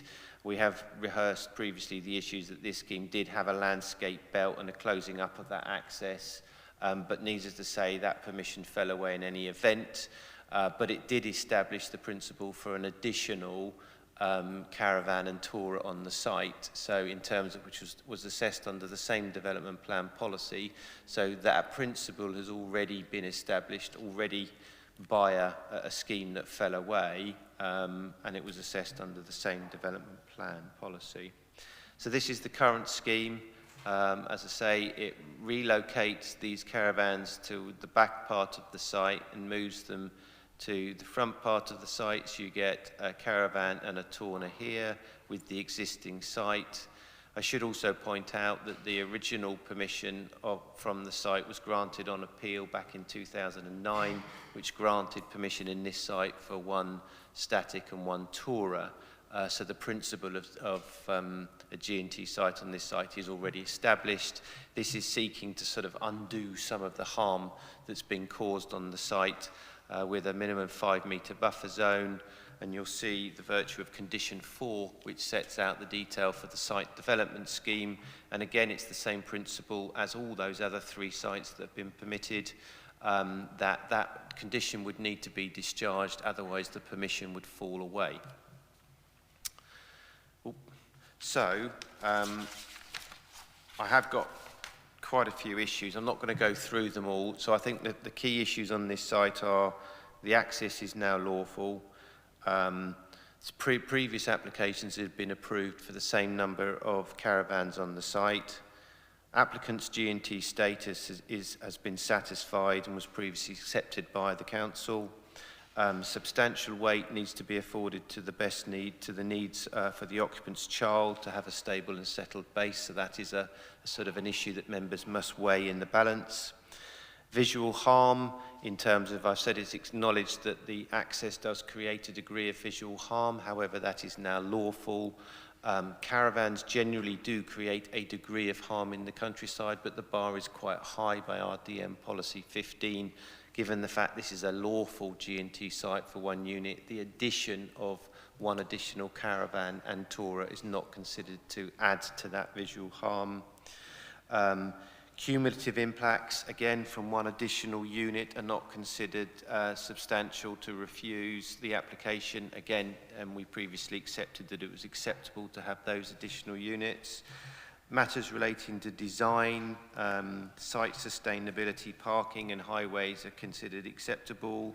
And lastly, turning to the ecological enhancements proposed for the site, I'm not going to turn around to say that in terms of given the harm that's already existing onto the site to the ancient woodland and the protected species, this will be an improvement on the existing situation, which isn't lawful, and the rewilding of that back part of the site will have some ecological enhancement from the current position.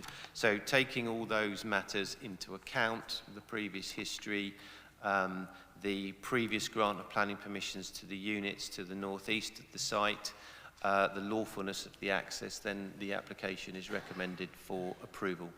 Thank you, Chairman. Thank you, Mr. Bailey. We don't have a local ward member here this evening. Sorry?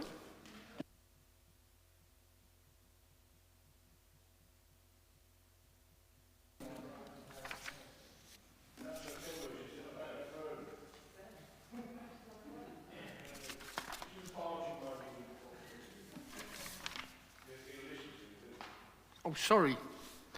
Sorry, I've been looking at the wrong application. Sorry, I do apologise. Sorry, we have Councillor Kenwood from Oldcombe Parish Council. Sorry. Good evening, everyone. So I'm Fiona Kenwood, Chairman of Oldcombe Parish Council. I do feel like just sitting here and screaming, but I will try and hold it together and read out what I've written. I'm here to speak on the planning application for Oaklands for the third time in 3 years. Another retrospective planning application for the site Martin's Gardens, which already contains 18 mobile homes. Since 2001, there have been a plethora of applications on this site. In 2018, the planning officer commented on the visual harm in a landscape of local value, the inappropriate development in the countryside, the incongruous and inappropriate nature of the second entrance, along with the extensive loss of ancient woodland, hedgerows and watercourses. In the most recent application, the planning officer talks of the need to conserve and enhance areas of local landscape value as per SP 17 and DM 30. He describes the mobile homes as visually intrusive and out of character in the countryside.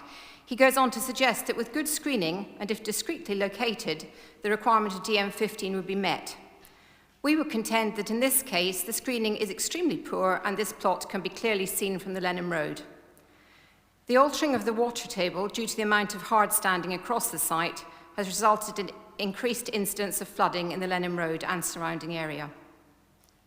The willful destruction of a valued landscape. How can the loss of ancient trees, hedgerows and habitats be measured at a time when we should all be looking at protecting and enhancing our environment? You just need to look at the aerial photographs of this site to see what has already been lost. The cumulative effect. We are talking about 60 mobile homes on the Lenham Road with just 19 houses. It would be evident to anyone driving this stretch of road. 1% of the Gypsy and Traveller UK population is to be found in the Headcorn ward. To suggest that there is no effect on social cohesion is at best misguided. I would like to hope that the Planning Committee can understand the depth of feeling from the local community. The noise and antisocial behaviour may not be planning issues, but they have a massive impact on the people who live in the surrounding area. It is for these reasons that I would ask the Planning Committee to refuse this application. Thank you very much. Thank you very much.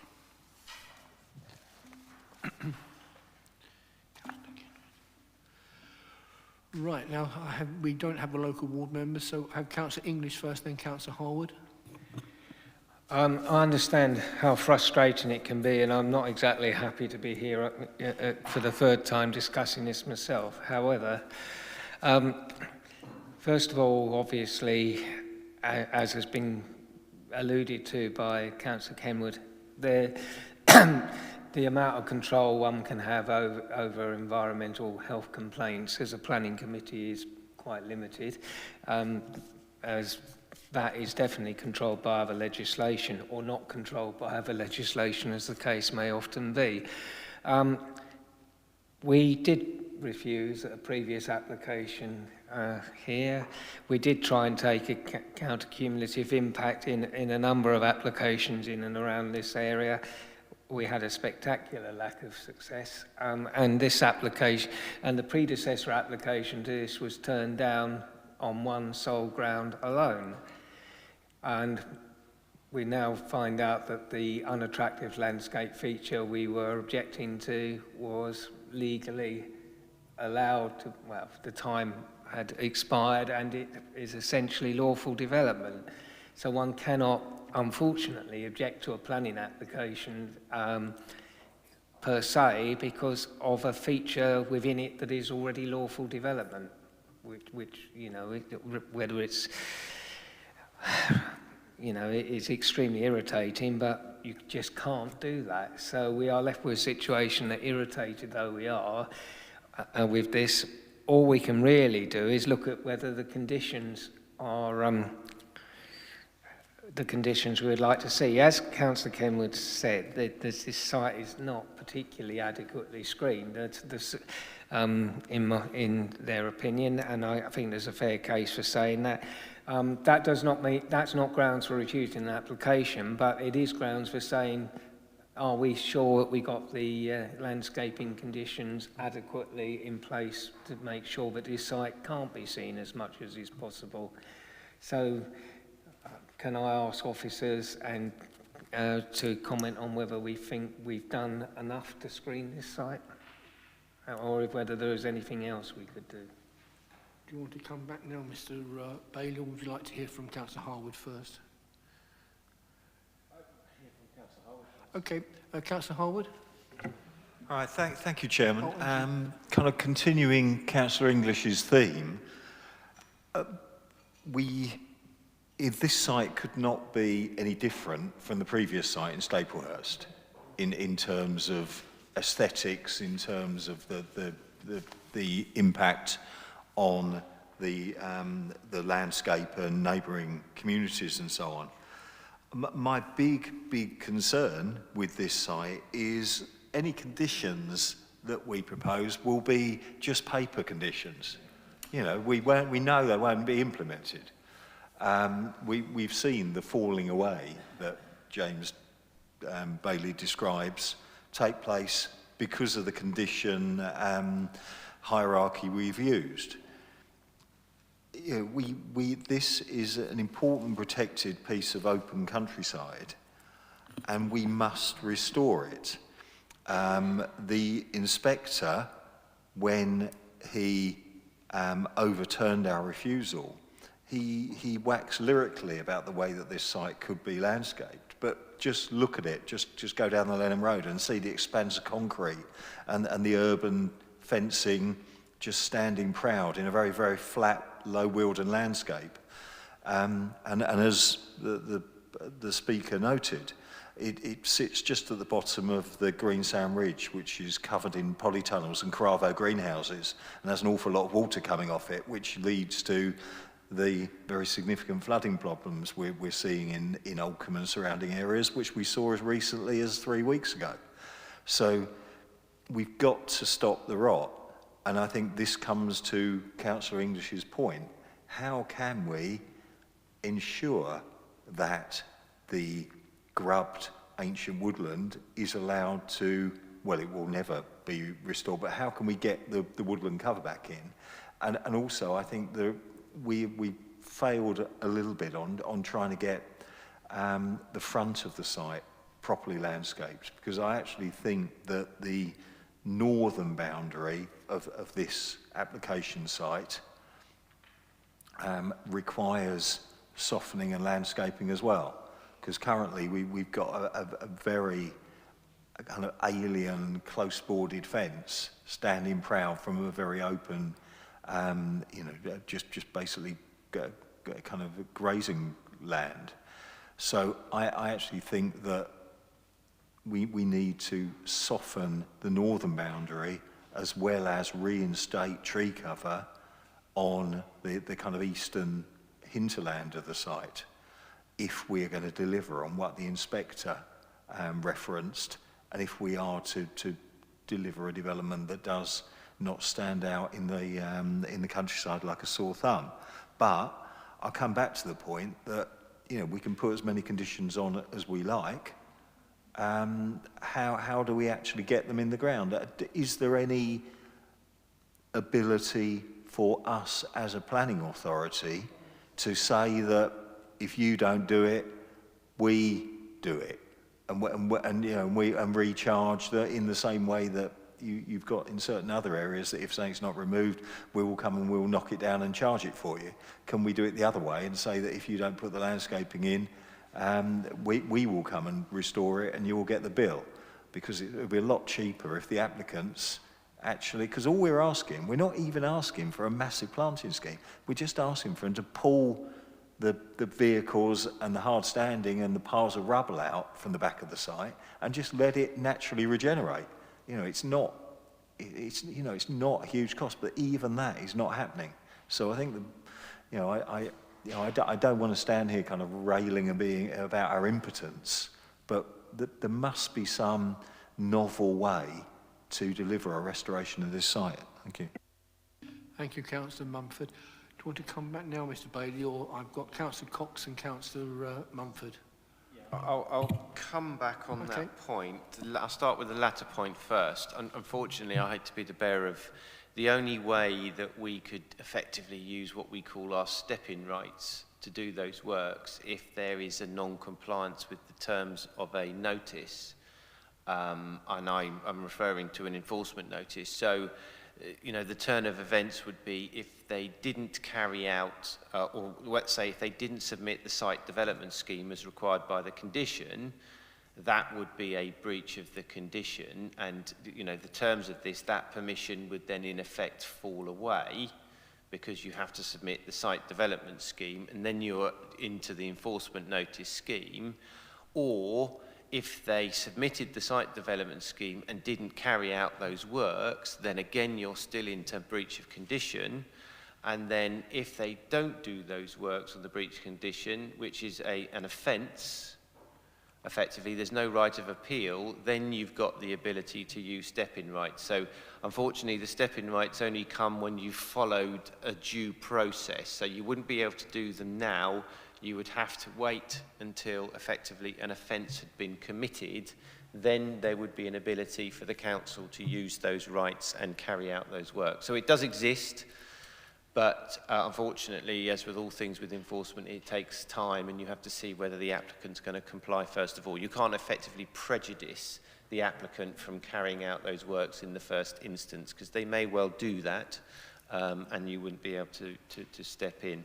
So, you know, those are the key principles on that point.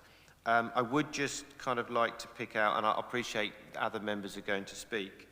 Councillor Harwood did mention, I'd just like to have a greater discussion on the softening of the northern boundary and tree planting actually within what I'm assuming Councillor Harwood was talking about in this blue area. Maybe we could sort of just focus on a discussion depending where the event goes, so I make sure I document exactly what you're seeking to achieve in there, so I can include it within condition 4I, but hand back to the chairman for now. Thank you, Mr. Bailey. Right, Councillor Cox.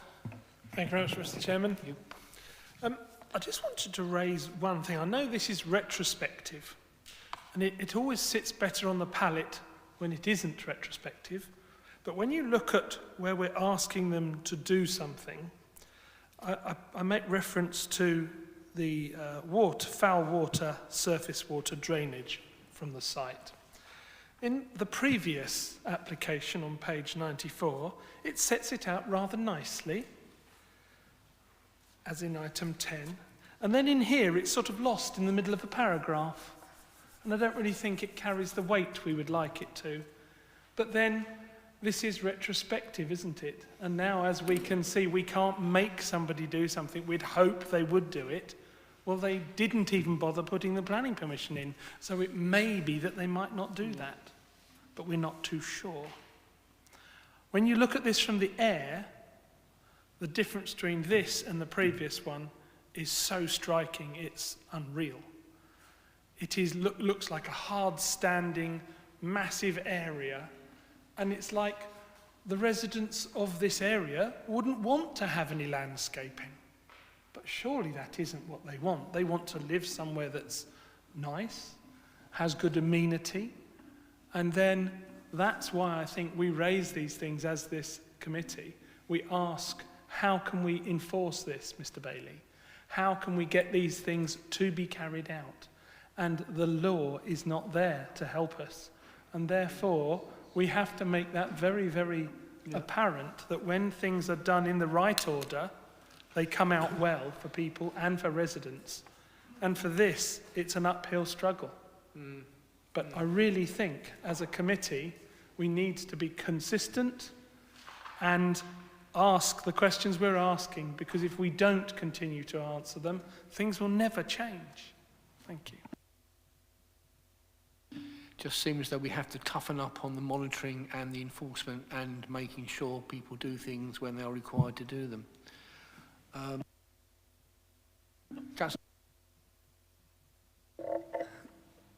Yeah, I'm just looking to interrogate condition 4.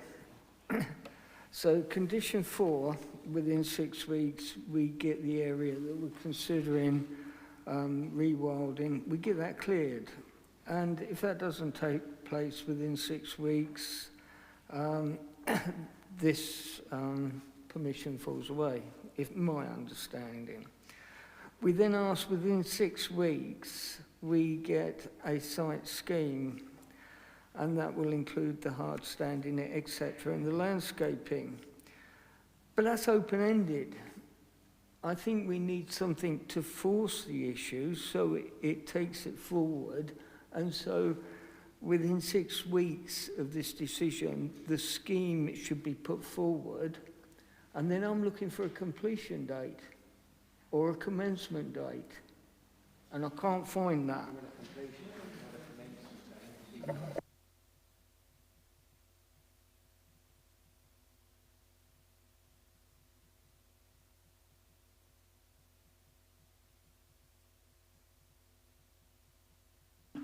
Surely, if they're already there, there's no point having a commencement date.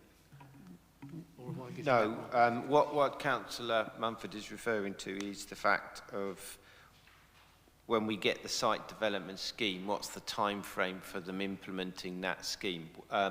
So you get the site development scheme within 6 weeks. Within that site development scheme, you get an implementation proposal that comes in with that site development scheme. And then following on from that, if the works aren't carried out, because then you go to the last part, condition 4 part of it, the approved scheme shall have been carried out and completed in accordance with the approved timetable. So I'm just checking to see what Councillor Mumford is saying is where does the site development scheme include the timetable? That's what you're getting at, I'm assuming, to make sure that that's...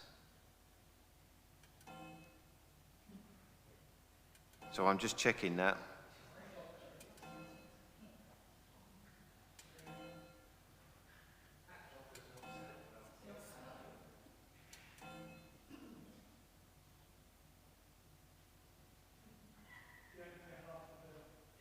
Yeah, if you look at the bottom, so I've just gone through it again, if you look at the bottom of condition 4I, and the said scheme shall include a timetable for its implementation. So that's where you get the sort of the trigger points in. Sorry, I had to just make sure I go through and answer your point, Councillor Munsford. Yeah, I've got that. I understand that, but they're going to write it.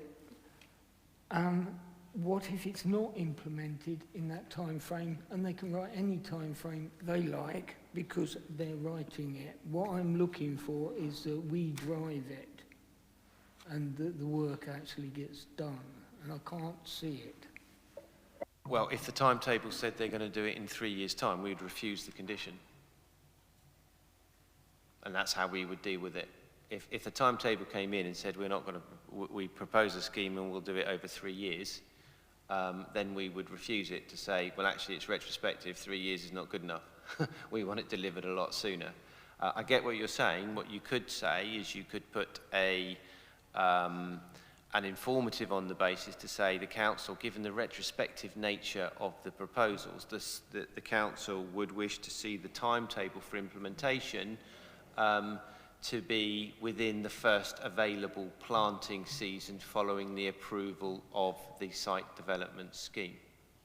That is something that I think would be reasonable to impose on that basis, and that's guiding the applicant to what the council is seeing. And if something came forward in the submission outside of those timeframes, they've been warned, there's a legitimate expectation, you could refuse it, and it's all set out clearly what you actually want. Yeah, I'm getting there, but I haven't quite got there. I don't want that as an informative. I want it written into the condition. I don't see.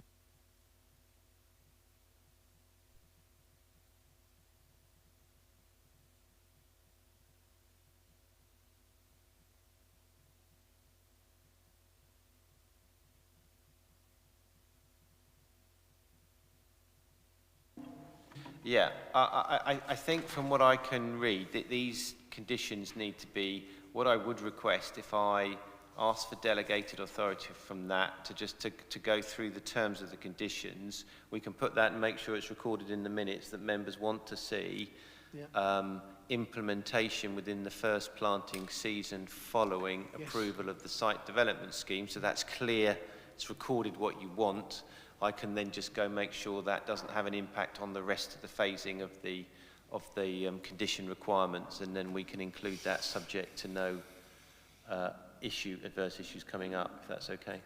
I think that's excellent. I think we just need to be much more vigorous on this site and make sure that things do happen. And if they don't, they should be chased up. Right, does anybody else have any? Oh, sorry, Councillor Harwood. Yeah, thank you, Chairman. I think Mr. Bailey asked me to come back a little bit on the landscaping issue, and that was twofold. It's one, I thought in the past that we had said that what we were after was not a full-blown replanting of the former woodland. It was essentially just get your tanks off the lawn and then allow it to regenerate as naturally as it possibly can, and it will. So we're not, asking them to do a forestry commission, put things in tubes and whatever. We're just asking them to get out and then let the area regenerate naturally as it can. I think the area where we really do need planting, and we need it now, is, as I mentioned, when you're coming up Lenham Road and you're looking to the north, you see the flank of the site.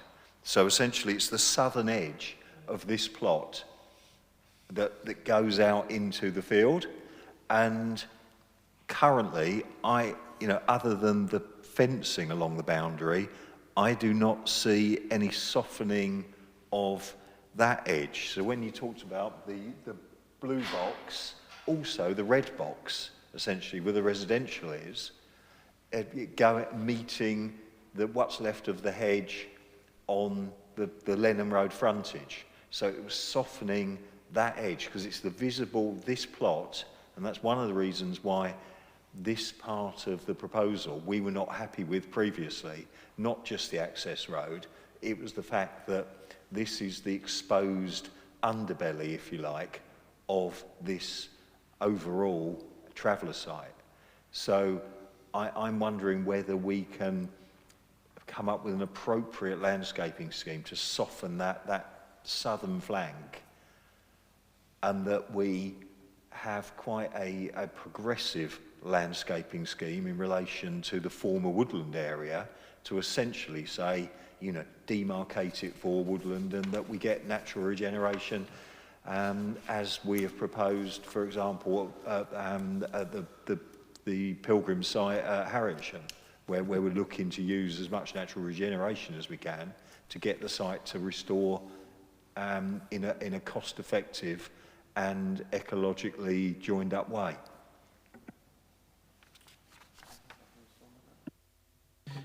Yeah, the highlighted section on 4I, the area underlined, that's what members requested last time. So that does deal with it. If you go down 4 lines up from the bottom, and then outside this area to the north, the type 1 surface material to be removed and the land left to regenerate naturally.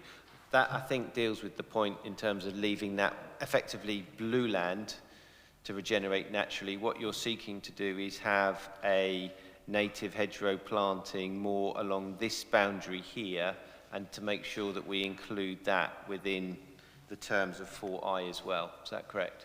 Yes.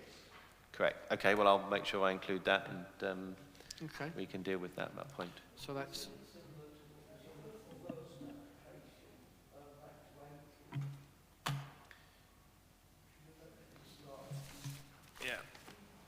Yeah, we won't be able to get that much of an extensive, because that did enclose the site. But you can see what you're trying to do is make this boundary softer in terms of its impact. So we can make sure we put the wording to that effect.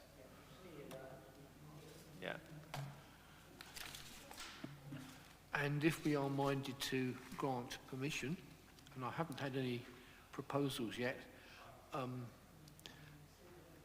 I think perhaps we ought to have something in writing to the applicants expressing our dissatisfaction with what's happened over the past few years, and saying that we are watching very closely what's going on, and we will want to ensure that landscaping and tree planting is imposed. Sorry, Councillor Mumford.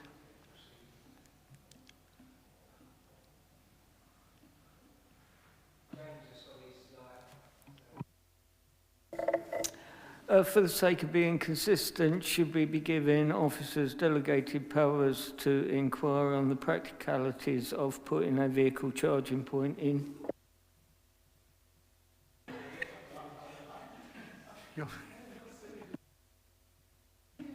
Well, if you're putting the knife in, you might as well put it in all the way. There is consistency in that, as I said previously, but I would add that we didn't do that on the other 3 applications, and so that would in effect be inconsistent what we've done on the 3 previously approved applications on the site. It's a new idea. Can't it be consistent from now on? It is. Members have just been talking about how, but the paper conditions, if members of this committee feel that they need to impose that condition for consistency-based purposes, that is up to members of this committee. I'm just flagging the difficulties with this site that we have had, but it's up to you as to whether you feel that condition is reasonable, necessary, relevant, etc., etc.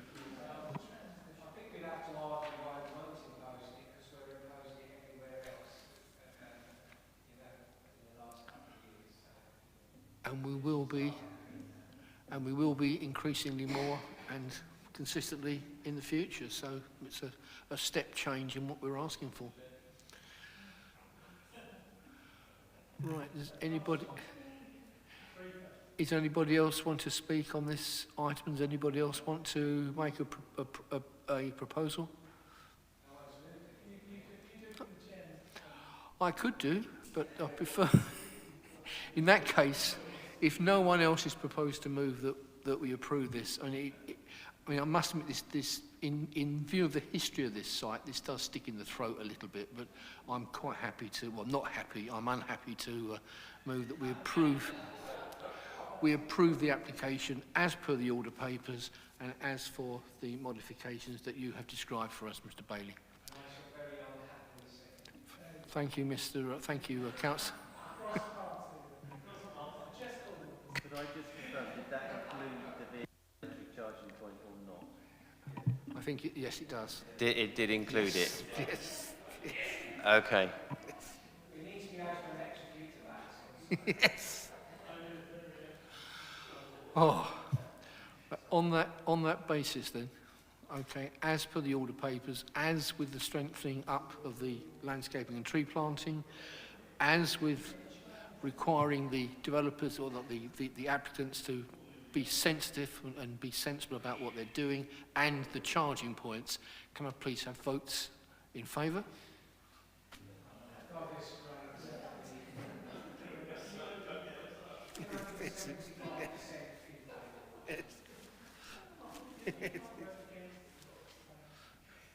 Chairman, that's 8 in favour.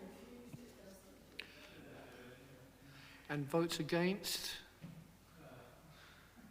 Oh, it's difficult not to, isn't it? And abstentions?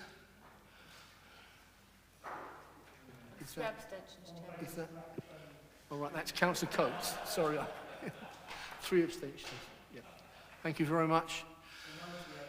Thank you, members. That was the strangest debate I think I've ever heard. Thank you very much, and thank you, Mr. Bailey, for your expert advice and guidance. Thank you very much. We just confirmed that the application was approved. 8 in favour with 3 abstentions. Yes. Right. Finally, members, item 16, appeal decision. That's just the one. Mr. Bailey. I haven't got anything to add. I mean, unfortunately, it was allowed against officer recommendation, but I've got nothing further to add unless members have. Thank you, Mr. Bailey. On that basis, thank you very much, members. It's been an entertaining evening. Thank you for your patience and understanding. Councillor Harwood, did you want to? Yeah, it was just an observation on the appeal decision. All right, yeah. But because this is in the AONB and it is such a sensitive location in relation to its proximity to woodland and so on, when the officers have their customary kind of conversation with the applicant about ensuring that the conditions are appropriate, can we please ensure that we do get all of the kind of design conceits we usually seek into this, like integral niches for wildlife and potentially renewables and so on. I would hate to see a development in the AONB going through as bog standard. Thank you. Thank you, Councillor Howard. Thank you, members. Meeting is concluded at 8:15. Thank you.